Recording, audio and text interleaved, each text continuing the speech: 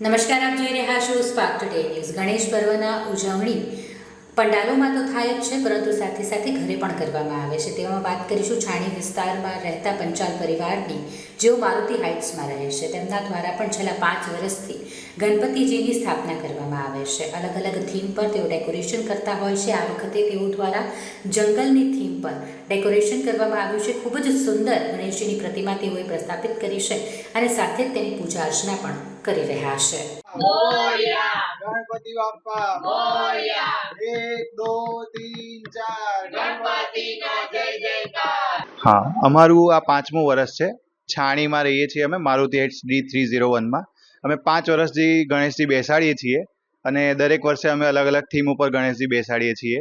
અમે એક વર્ષે નારિયેળમાં બનાવ્યા હતા, એક વર્ષે વડોદરાની થીમ બનાવી હતી, આખું વડોદરા બનાવ્યું હતું, એક વખતે આખું ગામડું બનાવ્યું હતું અને આ વખતે અમે બહુ બધું વિચાર્યા પછી જંગલ થીમ ઉપર બનાવ્યા છે કે મૂર્તિ અમે મોર ઉપર બનાવડાવી છે સ્પેશિયલી, કે મોર ઉપર ગણપતિ દાદા બેઠા હોય અને વરસાદ આવવાનો હોય ત્યારે મોર જાણે કળા કરીને નાચતો હોય એ રીતે પાછળથી ઓરિજિનલ મોરના પીછા ને બધું બનાવીને આખું સેટઅપ બનાવ્યું છે। મોટું ઝાડ બનાવ્યું છે, ઉપર વાદળ બનાવ્યા છે, ચારે બાજુ પથ્થર ને એવું બનાવીને નીચે ગાર્ડન ને એમાં મોર છે અને એના ઉપર મોર કળા કરીને નાચે છે અને એના ઉપર આપણા ગણપતિ દાદા બેઠા છે।